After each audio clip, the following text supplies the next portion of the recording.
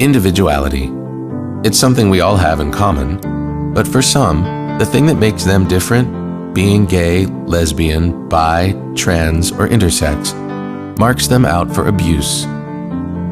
According to surveys, between half and 2/3 of LGBT youth experience bullying in childhood, forcing 1 in 3 to skip or even drop out of school. Many LGBT adolescents are rejected by their parents and thrown out of the family home and end up living on the streets.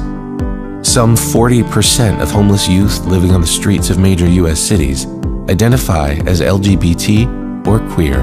Bullying, isolation, and rejection leave deep scars.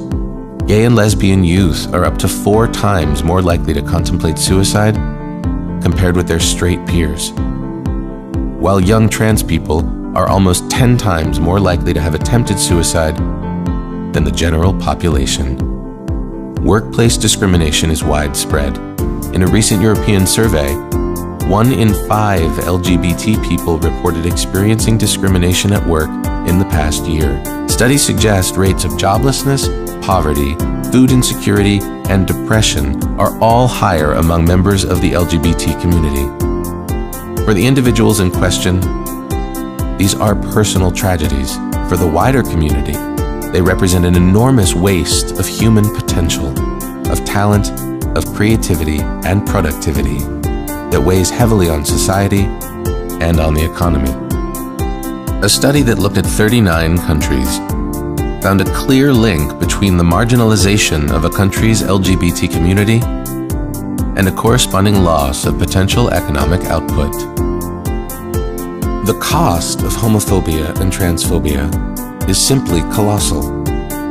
From a shrunken labor force and a flight of talent to lost productivity.